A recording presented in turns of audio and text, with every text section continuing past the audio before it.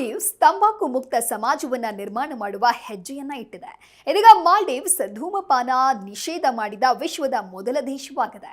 November 1, 2025ರ ಹೊಸ ಕಾನೂನಿನ ಅಡಿಯಲ್ಲಿ ಜನವರಿ 1, 2007ರ ನಂತರ ಜನಿಸಿದ ಯಾರಿಗೂ ಯಾವುದೇ ತಂಬಾಕು ಉತ್ಪನ್ನವನ್ನ ಖರೀದಿಸಲು ಅಥವಾ ಬಳಸುವುದಕ್ಕೆ ಅಲ್ಲಿ ಅವಕಾಶ ಇಲ್ಲ. ಮತ್ತು ಈ ನಿಯಮ ದ್ವೀಪಗಳಿಗೆ ಭೇಟಿ ನೀಡುವ ಪ್ರವಾಸಿಗರಿಗೂ ಕೂಡ ಅನ್ವಯವಾಗುತ್ತೆ.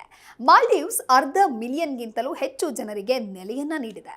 ಹಾಗಾಗಿ ತಂಬಾಕು ನಿಯಂತ್ರಣ ಕಾಯ್ದೆಗೆ ತಿದ್ದುಪಡಿ ತರುವ ಮೂಲಕ ಇಲ್ಲಿನ ಜನರ ಆರೋಗ್ಯದ ಕಾಳಜಿ ವಹಿಸಲಿದೆ. ಈ ಕಾಯ್ದೆಗೆ ಮಾಲ್ಡೀವ್ಸ್ ಸಂಸತ್ತಿನಲ್ಲಿ ಅಧ್ಯಕ್ಷ ಮೊಹಮ್ಮದ್ ಮೈಜಾ ಅನುಮೋದಿಸಿದ್ದು, ಇಂದಿನಿಂದ ಈ ಕಾನೂನು ಜಾರಿಯಲ್ಲಿರಲಿದೆ. ಸಾರ್ವಜನಿಕ ಆರೋಗ್ಯವನ್ನು ಸುಧಾರಿಸಲು ಮತ್ತು ಭವಿಷ್ಯದ ಪೀಳಿಗೆಯನ್ನ ಧೂಮಪಾನದಿಂದ ರಕ್ಷಿಸೋದಕ್ಕೆ ಈ ಐತಿಹಾಸಿಕ ಮೈಲಿಗಲ್ಲನ್ನ ಸಾಧಿಸಿದೆ ಅಂತ ಆರೋಗ್ಯ ಸಚಿವಾಲಯ ಕೂಡ ತಿಳಿಸಿದೆ. ಈ ಕಾನೂನು ಎಲ್ಲಾ ರೀತಿಯ ತಂಬಾಕನ್ನ ಒಳಗೊಳ್ಳುತ್ತೆ.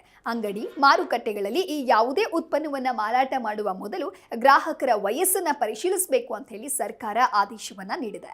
ಈ ನಿಷೇಧ ಸಿಗರೇಟ್ಗಳು ಮತ್ತು ವೇಪಿಂಗ್ ಸಾಧನಗಳು ಸಹ ಒಳಗೊಂಡಿದೆ. ಈ ಉತ್ಪನ್ನಗಳನ್ನು ವಯಸ್ಸಿನ ಹೊರತಾಗಿಯೂ ಯಾರು ಆಮದು ಮಾಡಿಕೊಳ್ಳಲು, ಮಾರಾಟ ಮಾಡಲು, ಹಂಚಿಕೊಳ್ಳಲು, ಬಳಸಲು ಸಾಧ್ಯವಿಲ್ಲ ಅಂತ ತಿಳಿಸಿದೆ. ಒಂದು ವೇಳೆ ಕಾನೂನು ಉಲ್ಲಂಘಿಸಿದ್ರೆ ಕಠಿಣ ಶಿಕ್ಷೆ ವಿಧಿಸಲಾಗುತ್ತೆ.